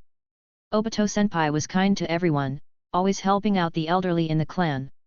His eyes reflected sorrow as he remembered Obito's easygoing nature. After a brief pause, Daichi cleared his throat and shifted the conversation. All right, listen up. The reason I asked you to wait here is that I have an important announcement to make. The Chunin exams are scheduled to take place in 15 days, and I plan to recommend all 3 of you. Tenga's eyes lit up with excitement. Really, sensei? Daichi nodded. Yes. Even though it's only been a few days since you became genin, you've all shown remarkable progress and strength. I think it's time you take the next step. However, it's just a recommendation. Participation is not compulsory. You're free to choose. Tenga grinned. Are you kidding, sensei? We're doing it. What do you say, Shisui, Ryou? Shisui nodded thoughtfully. I have no problems. Ryou, more casual, shrugged. I find being a genin boring. It's time to spice things up. In truth, he wasn't particularly interested, but he knew it was part of the process. Daichi smiled. Good. But be prepared, the Chunin exams are more than just a battle of strength. They'll test your abilities, knowledge, experience, and tactical skills. It won't be easy, and you'll be facing opponents older and more experienced than you. He continued, the exam forms will be distributed in a few days. Fill them out and submit them at the mission desk. They'll inform you when the exams will be held. All right, that's it for today. Go home and take a rest. Daichi said, standing up. We'll gather tomorrow morning at our usual training ground. The next morning, at the training ground, Daichi stood ready, kunai raised, effortlessly deflecting a barrage of shuriken coming at him from the front. The sharp clang of metal echoed in the air just as the ground trembled slightly underfoot. Suddenly, from a distance, a massive fireball shot toward him. Daichi's eyes narrowed in recognition. Fireball jutsu, no, it's Phoenix Fire Jutsu. He immediately went on high alert, utilizing his speed to dodge. The fireball split into a volley of smaller, fast-moving flames that swirled through the air. The mesmerizing display of burning projectiles tore through the trees, moving unpredictably. Each flaming projectile was precisely guided by Shisui's excellent chakra control, making it incredibly difficult to dodge. Phoenix Fire Jutsu with advanced chakra manipulation. As expected of a Uchiha genius, Daichi thought, acknowledging Shisui's impressive strength. As Daichi evaded the flames, he didn't expect the shuriken hidden within the flames. Several flaming shurikens struck his chest, but his form immediately scattered into smoke, a shadow clone. His real body reappeared some distance away, but Tenga, who had been hiding nearby, seized the opportunity. He attacked Daichi from behind, by unleashing a powerful water release jutsu of his own. With a sharp exhale, Tenga shot a wave of high-speed water from his mouth, aiming directly at Daichi with pinpoint accuracy and overwhelming force. But something unexpected happened. When Tenga's water surge made contact, Daichi's body flickered and vanished into a mirage. What? Genjutsu? Tenga muttered, startled. Before he could react, he felt the cold feel of a kunai against his back. You lose, Tenga, Daichi's voice came from behind him. Not yet, sensei. Another voice echoed from behind Daichi, Tenga's real body. The Tenga standing in front dissolved into a water clone. Daichi smiled slightly. I could say the same thing. In an instant, another Daichi appeared behind Tenga, a kunai once again pressed to his back. No way. Sensei, how did you know it was a water clone? Tenga asked, his tone frustrated. Daichi chuckled. You still need practice. Just then, Daichi's expression changed, sensing something. He muttered, impressed. Nice teamwork. And with swift moves, he slashed the air several times. Fragments of thin wire threads shone in the sunlight as they fell gently to the ground. Shisui emerged from behind one of the trees, shaking his head. You're really strong, sensei. We laid those traps so carefully, yet you found out with a slight movement. It comes with experience. Daichi smiled, lowering his kunai. Well done, both of you. You've grown stronger since the first time we met. But remember, high-level ninjutsu may be powerful, but they consume a lot of chakra. In battle, they're useless if you can't land a hit on your enemy. Shisui and Tenga exchanged looks, both panting slightly, fatigued from draining their chakra. Daichi gave them a nod of approval, signaling the end of their spar. Rest up. You've exhausted your chakra reserves. With a satisfied nod, Daichi turned his attention to Ryou, his gaze serious. Why didn't you participate in their attacks? Ryou crossed his arms, his expression calm. I wanted to give them space to showcase their abilities. If I had joined, it would have ended too quickly. Oh. Daichi raised an eyebrow. Tenga chuckled. When did Ryou get so cocky? I want to see his ass kicked by sensei. Shisui was also curious, but based on his observations, he knew Ryou wasn't the type to boast. Since he said that, it means Ryou really has the strength to fight their sensei. Ryou merely smiled and took a step forward, to show them a part of his ability. Without delay, he raised his hands and made quick hand seals. Seeing the visible chakra swirling around Ryou, Daichi's eyes widened in astonishment. The amount of chakra being funneled into the jutsu made him alert. He quickly shouted, Shisui! Tenga! Get back, now! Wind style, great breakthrough! With a deep inhale, Ryou breathed out a powerful gust of wind from his mouth. What started as a standard C-rank wind release jutsu quickly escalated as he channeled more chakra into the technique. The air around him began to distort violently, swirling with increasing intensity as the wind roared, uprooting debris and destroying the trees with tremendous force. The sheer pressure of the wind caused the ground beneath them to tremble slightly, and the gust expanded outward, becoming an unstoppable miniature hurricane that tore through the training ground, heading straight for Daichi. Chapter 86, Shadow Clone Jutsu. Daichi's eyes narrowed as the overwhelming wind gust surged toward him. This was no ordinary great breakthrough jutsu, it had the power of an A-level technique. With little time to react, Daichi anchored his feet with chakra and swiftly made a hand seal before slapping the ground. Earth release, earth wall. A thick wall of stone erupted from the ground, shielding Daichi, Shisui, and Tenga from the raging winds. The earth wall trembled when it made contact, with cracks appearing along the stone surface as the windstorm slammed into it. Sensei, do something! The earth wall is crumbling! Tenga shouted, surprised by the strength of Ryu's ninjutsu. However, Ryou stopped releasing his chakra just as the stone wall began to break apart. When the wind gust finally died down, Daichi stood behind the crumbling earth wall, visibly impressed. What a powerful ninjutsu! Even a jonin with advanced mastery over wind release wouldn't be much better than this. Ryu's unexpected display of strength made Daichi look thoughtful. Incredible, Shisui muttered under his breath, looking at the destroyed surroundings. You've certainly taken that jutsu to another level, Ryou. It seems like your chakra reserves have improved recently, Daichi remarked. Ryu's expression remained casual as he replied, I've been training, sensei. And yet, my chakra reserves suddenly increased not long ago. Daichi nodded, not entirely surprised by Ryu's words. He had seen similar situations before, though what caught his attention was Ryu's age. Such a significant spike in chakra at this stage of development was rare, but not entirely unheard of. You. Tenga stared at Ryu, speechless. His eyes still widened in disbelief as he tried to process. The shock of seeing Ryu, someone who trained alongside him, suddenly display such overwhelming strength left him reeling. How did you get this strong so fast? He muttered, his voice filled with a mix of awe and frustration. Ha ha ha. Don't overthink it, Tenga. Ryu's situation is rare. It's possible he may have awakened a hidden bloodline in his body which may have spiked his chakra reserve. Things like this happen sometimes, especially in major ninja clans. Daichi chuckled. For example, take the Uchiha, Daichi continued, glancing at Shisui. Their chakra increases significantly when their Sharingan reaches the 3-tomo stage. It's a natural part of their bloodline progression. Shisui nodded in agreement. It's true. Tenga sighed, then chuckled. Why do I get the feeling I've suddenly become the normal one in the group? Shisui shook his head. You're not normal, Tenga. You've got your own strength with high talent in water release and your chakra reserve isn't normal either. Daichi reassured him. Exactly. Everyone has their own path. Don't underestimate yourself. Tenga laughed as he scratched the back of his head. Yeah, I guess you're right. But I better train harder and improve myself if I want to keep up with you guys. Ryu, you've been asking me about the shadow clone jutsu for a while now, Daichi said. I think it's time I teach you. The reason I didn't teach you before was because this jutsu requires dividing your chakra. Without a certain amount of chakra, rapid depletion of their reserves can be dangerous.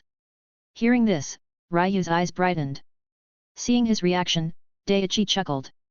All right, watch carefully. His hands moved deliberately, forming the seals unhurriedly so that others could follow. The shadow clone jutsu splits your chakra evenly between you and the clone. It's different from regular clone jutsu since the shadow clones are solid and can fight, think on their own, and even perform jutsu. Whatever they experience gets transferred back to you when they disperse. So it's mostly used in intelligence gathering. As Daichi continued, a clone appeared beside him with a puff of smoke. This is why you need a decent chakra reserve to handle the strain of creating and maintaining multiple clones. He gestured to Ryu, Shisui, and Tenga. You guys can try it now. Ryu had been waiting for this. After performing the seals as mentioned by Daichi, he whispered, Shadow Clone Jutsu. 2 solid clones of himself appeared beside him. It wasn't particularly difficult, but without Daichi's guidance, he wouldn't have been able to pull it off just by following the seals. Daichi gave a nod of approval. Good. As expected of you, Ryu. Next, Shisui tried. With a few hand signs, he summoned a single shadow clone that looked similar to him. Tenga followed suit, but his clone dissipated almost immediately. It looks like I need practice. Alright, that's enough training for today. We'll focus on completing a few more D-level missions before taking another C-level mission, Daichi said. As young ninjas they need time, not just for physical growth or skill improvement, but for their minds to adjust, especially after their recent experience of taking a life.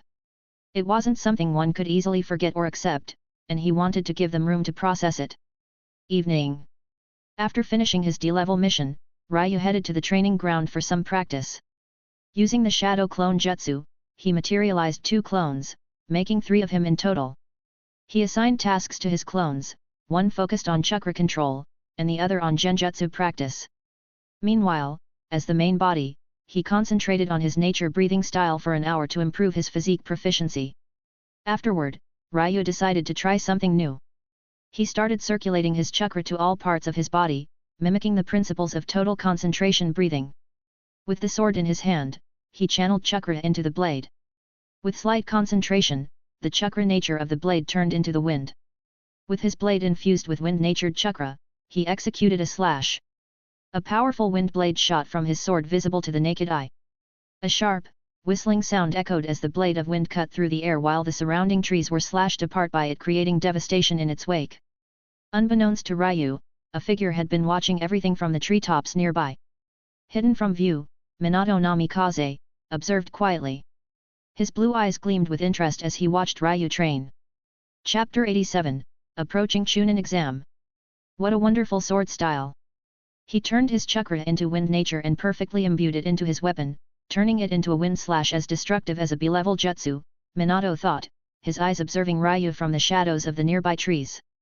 This boy's talent is remarkable, on par with Kakashi. He has the potential.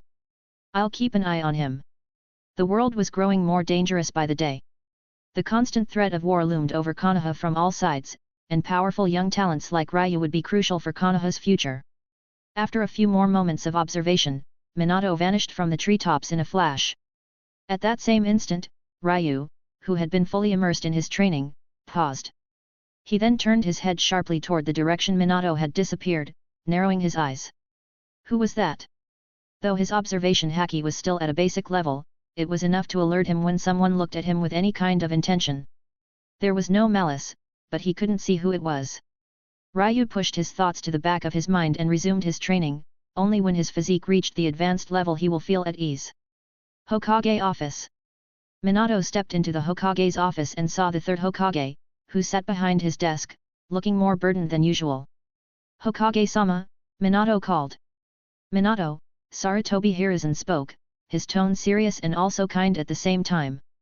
Thanks to you, IWA has stopped sending more reinforcements into the war, but it's only temporary.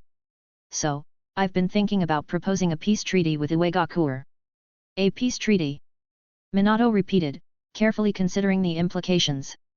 Yes, Hiruzen continued, establishing a policy of reconciliation to end the war. And, I don't plan to seek any reparations from IWA despite the damages caused by the war. Minato's eyes turned serious. He could understand the reason behind the third Hokage's decision. The village had endured heavy losses, and the people of Konoha were also deeply affected. A peace treaty with IWA may end the war, but not seeking reparations?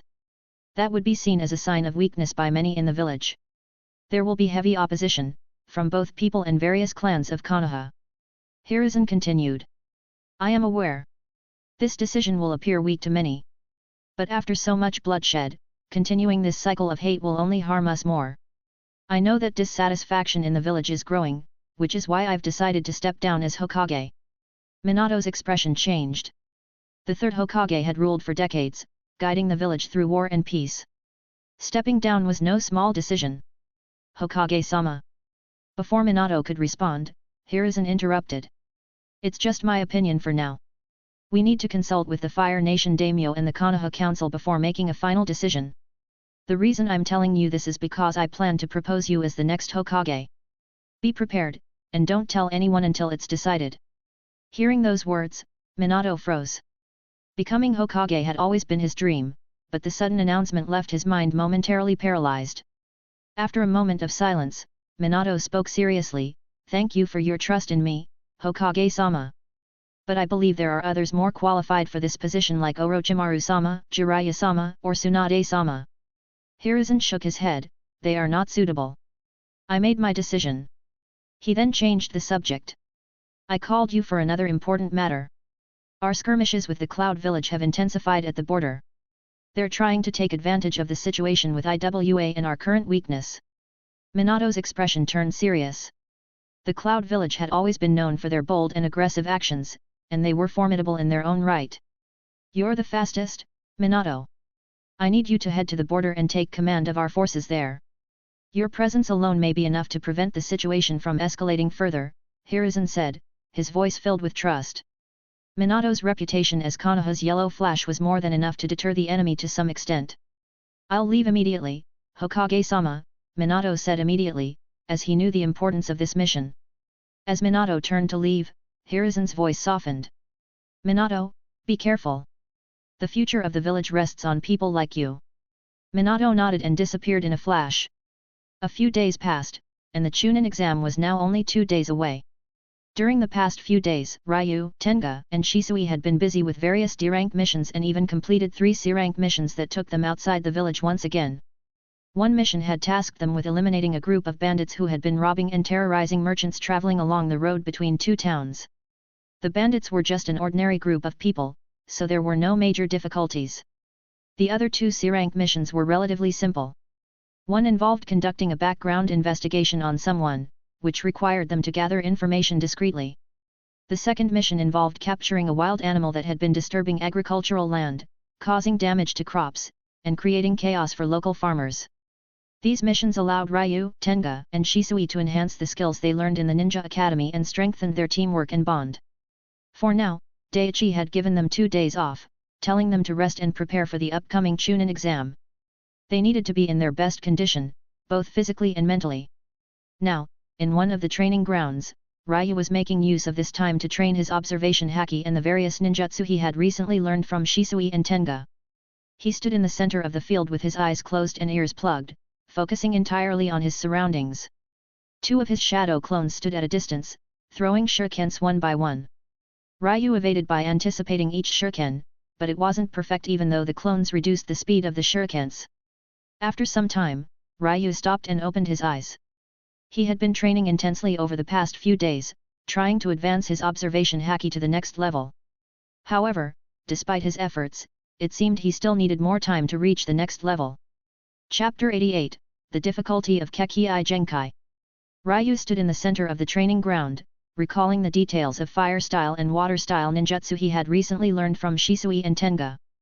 Shisui had taught him fire-style techniques such as the Great Fireball Jutsu, Dragon Fire Jutsu, and Great Fire Annihilation. Meanwhile, Tenga taught him some of his water-style jutsu, like Water Clone and Water Wall. Ryou decided to start with the fire-style, Great Fireball Jutsu. Without any delay, he swiftly formed the necessary hand seals, before taking a deep breath as his chakra turned into fire nature.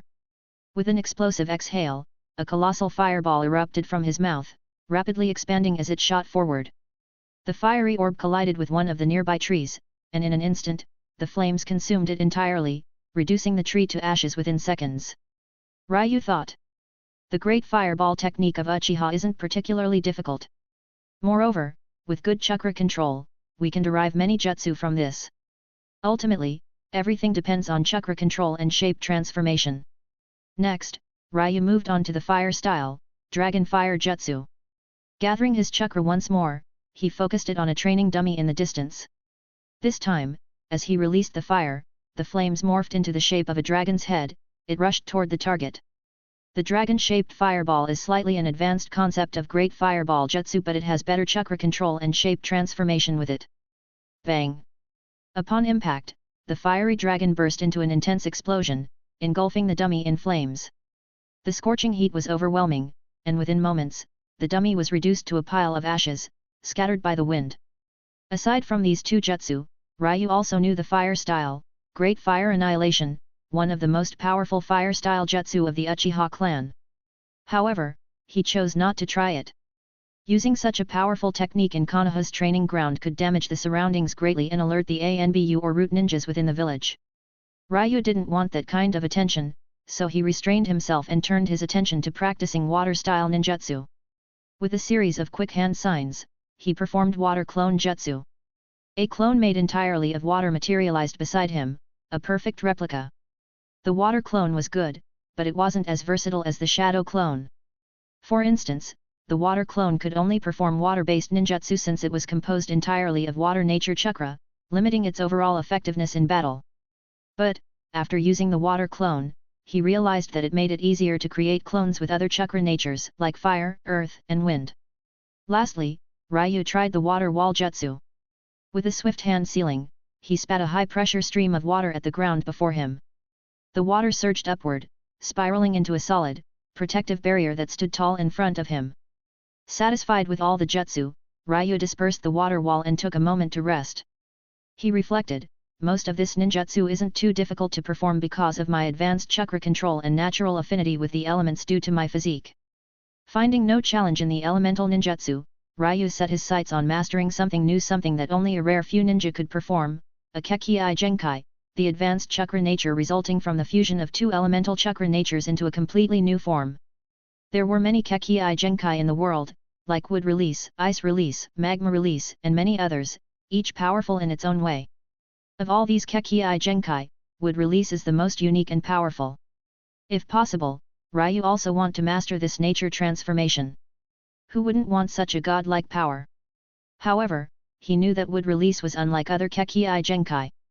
It wasn't just a matter of combining earth and water chakra nature. One needs to master the ability to create a life force, which requires immense vitality. Only a body brimming with vitality, capable of nurturing powerful life force, could hope to master the wood release. In other words, one needed to have and be good at yang release, the chakra nature tied to life force and physical energy. Without a strong affinity for yang nature, mastering wood release would be nearly impossible. With his current physique level, it might not be possible, but Ryou believed that once his physique reached an advanced level, there would be significant changes. Forget about wood release for now. I'll try boil release, which is the combination of fire and water chakra nature, Ryou thought. It may not be as difficult as wood release, but it won't be easy to learn either. Before trying to create this new nature transformation, Ryou took a deep breath, gathering his chakra to its peak. This was his first time trying something so advanced like combining two chakra natures, so he better be careful. There has to be a reason why only a few ninjas could achieve a Kekii Genkai. After a moment of deliberation, Ryou simplified his training process and tried something basic. Planning to focus on changing the chakra nature in both hands simultaneously. For example, fire nature in his left hand and water nature in his right. This alone presented a considerable challenge, as controlling two opposing elemental natures at the same time wouldn't be anything but easy. Ryou began by channeling chakra into both hands, focusing on his left first. He focused on transforming the chakra into fire nature. A familiar, burning heat surged through his left hand, wild and destructive, but he managed to control it, stabilizing the flames that flickered and danced in his palm. Next, he shifted his attention to his right hand. As he attempted to transform the chakra there into water nature, the flames in his left hand suddenly spiraled out of control. In an instant, the fire exploded with a loud boom, searing his skin. Fuck! Ryou cursed, looking at his left hand that was charred with burn wounds. If not for his strong physique and advanced chakra control, the injury would have been much worse. Even though this will heal on its own in a few days, I should visit Konoha Hospital, since the Chunin exams start the day after tomorrow. He hadn't expected transforming two chakra natures simultaneously to be so hard. Thinking on the problem, Ryou mused, it looks like my chakra control isn't enough. I'll need to improve it, at least to the level of a Hokage if I need to succeed in this basic step. Chapter 89, An Encounter with Rin, Kakashi, and Minato. Konoha Hospital. Konoha Hospital was a busy place, with people constantly moving in and out, not just the medics and patients but the families and friends of those who were injured or sick. With his observation haki, Ryou could feel his senses instantly overwhelmed by the blend of emotions. Not just sadness and worry, he could also feel joy, relief, and many other emotions. As he stepped through the main door, Ryou noticed the bandaged ninjas, medics in white coats going between rooms, and concerned families waiting. Not knowing exactly where to go, he stood still for a moment, looking around. Then, a familiar figure caught his eye, Rin Nohara. She stood beside a stretcher, healing a shinobi who had just returned from the front lines. Her hands glowed softly with a green light as she used her chakra to treat the injured man, who winced slightly under her touch. Seeing her working seriously, Ryou remembered that he and Rin knew each other, but they weren't particularly close. Their parents were acquaintances, so they had met a few times when they were younger. After joining the Ninja Academy, they didn't meet much. The last time Ryou had seen her was around a year ago when his parents died. Rin had attended the memorial service with her family. Watching her now, Ryou had to admit she had become a skilled medic nin and a ninja. As Rin finished bandaging the shinobi, she glanced up and noticed Ryou standing at the entrance. Her eyes widened slightly in recognition. "Oh, you're Ryou, right?" she asked, a hint of surprise in her voice. "What are you doing here?" "Hey, Rin. It's been a while," Ryou replied, walking closer and raising his left hand, revealing the burn injuries. "I came to get my hand treated." Rin showed her concern as she looked at his hand.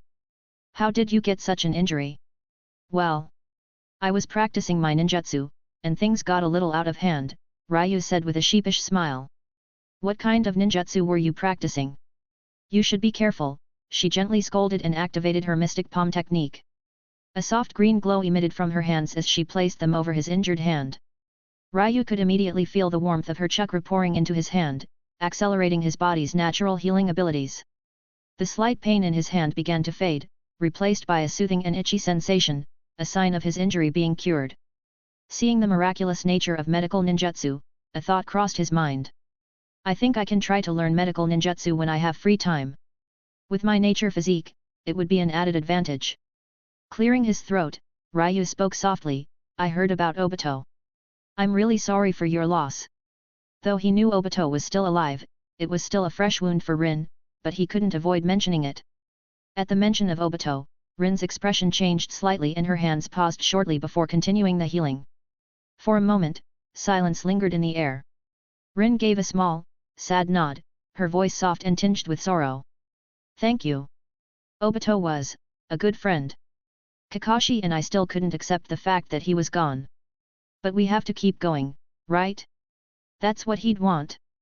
A faint smile touched her lips as she remembered Obito's warm smile, his kindness, and his fierce rivalry with Kakashi.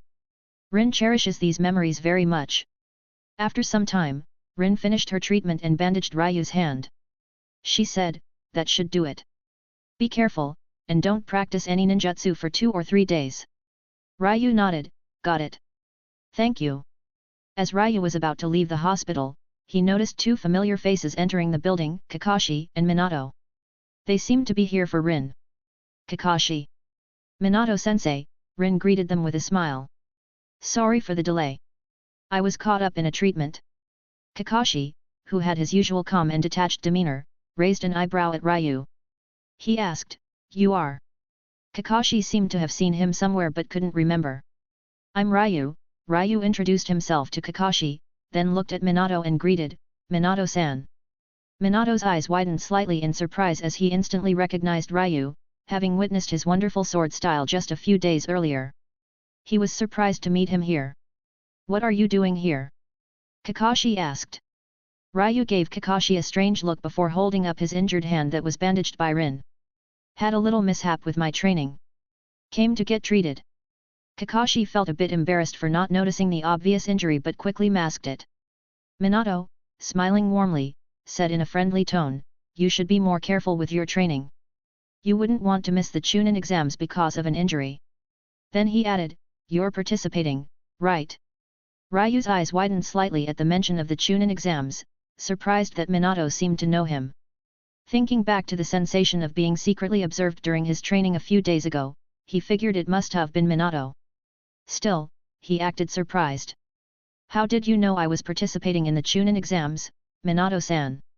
Minato chuckled lightly and told the encounter without concealing anything. I saw you training the other day and figured someone with your strength wouldn't stay a genin for long. I apologize for watching in secret, I didn't want to disturb you while you were practicing seriously. Ryu appreciated Minato's honesty. No wonder everybody likes him. All the best with your exams.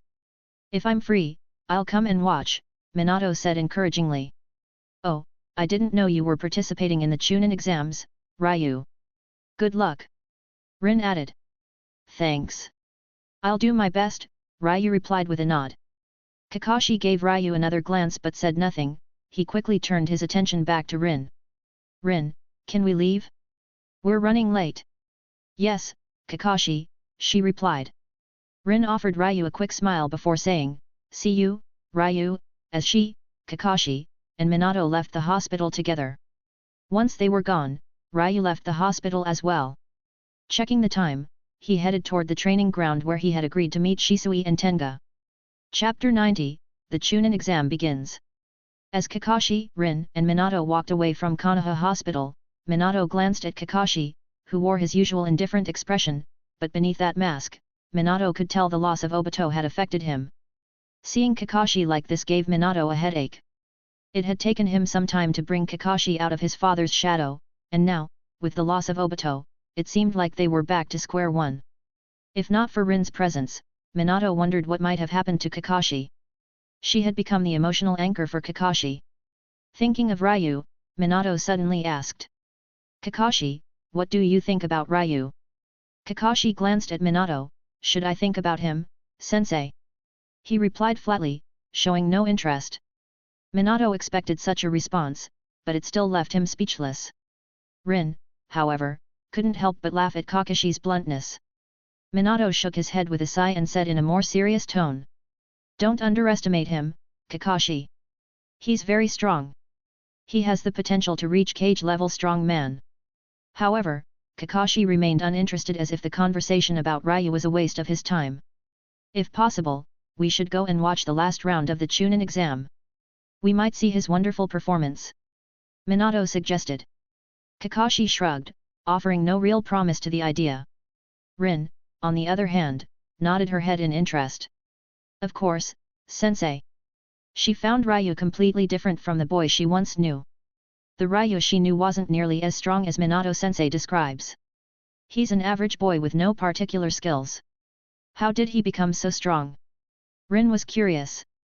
As the sun dipped below the horizon, casting an orange glow over Konoha, Ryou made his way to the training ground where Shisui and Tenga were waiting. By the stream, Shisui and Tenga sat on a large stone, grilling fish over an open fire. The smell of sizzling fish filled the air, blending with the peaceful sound of the flowing water. "You're late, Ryou," Tenga called out, seeing approaching Ryou. When Ryou arrived and sat next to them, Shisui noticed the bandage on his hand. He asked quickly, "What happened to your hand?" Ryou explained without concealing anything. "I was trying to combine fire and water chakra to create a new nature transformation, a Kekii Genkai. But, it wasn't as easy as I thought. The wild nature of the fire chakra burned my hand when I made a slight mistake." Shisui's eyes widened in surprise. He then shook his head and said, "You're trying to create a new Kekii Genkai? That's not something most people would even think to attempt, because it's very dangerous. People may even lose their lives in the process." "You are crazy, Ryou, have you mastered it?" Tenga asked with interest. Ryou shook his head. "Not even close. The fire chakra went out of control before I could even stabilize the water chakra. It's a lot harder than I expected. I'll try again after I improve my chakra control." At that moment, the fish on the grill began to sizzle. Shisui stood up and handed him and Tenga a piece. "Let's eat." Ryou accepted the grilled fish, and as they ate together, the conversation shifted to many topics, reminiscing about their missions, sharing jokes, and finally, they began to talk about the Chunin exams. "Shisui, what do you think?" Tenga asked, wanting to hear his thoughts. "I've spoken to some of the seniors in my clan. They mentioned that the Chunin exams change depending on who's conducting them. The exam format and the evaluation process change every time so that the genins won't come prepared based on that," Shisui said, taking a bite of fish. "Don't overthink the Chunin exams. We'll find out what it's all about when we go there the day after tomorrow," Ryou said casually. After that, they spent some time training together before deciding to call it a day. 2 days passed quickly, and the morning of the Chunin exams finally arrived. Ryou, Tenga, and Shisui made their way to the exam venue after having a light breakfast. As they approached the entrance of the exam hall, they noticed several teams already gathered. The buzz of chatter and the movement of genin filled the once empty hall. After a quick glance, Ryou estimated around 10 teams, making it roughly 30 genin in total. Among them, Ryou spotted some familiar faces who were his classmates, from his time at the Ninja Academy. Not just him, Shisui and Tenga also noticed a few familiar faces after scanning the crowd. "Looks like most of the academy graduates are here," Tenga muttered, observing some of the teams he thought were strong. Especially Hyuga, Uchiha, Yamanaka, Nara, and other genins from prominent clans. Suddenly, the doors to the exam hall swung open, and a jonin accompanied by a group of Chunin examiners entered, calling everyone to gather in front of them. The crowd quickly hushed, and all eyes turned toward the front. The jonin proctor stepped forward, his stern gaze sweeping across the assembled genin. He spoke in a loud and clear voice, "Welcome to the Chunin exams. This is your opportunity to prove how capable and strong you truly are. The Chunin exams are divided into different rounds, mostly starting with a written exam. However, since we only have 10 teams gathered today, we will proceed directly to the second round." The Chunin exam had officially begun. Ryou, Tenga, and Shisui found themselves standing at the edge of a vast, heavily wooded area on the outskirts of Konoha. This forest resembled the forest of death, swarming with wild animals and hidden dangers. The proctor of the Chunin exam had just explained the rules. Their objective was to reach one of 5 designated safe zones scattered throughout the forest. However, the task was far from simple. The area was filled with examiners disguised as enemy shinobi, along with chakra-sensing barriers and explosive tag traps hidden within the forest. To make matters more challenging, other genin teams were also competing for the same safe zones. Since there are only 5 teams, it means the other 5 will be eliminated. They had to find and occupy the safe zone before the other teams could, for a better position. With only 4 hours on the clock, they had to hurry. Thanks for listening.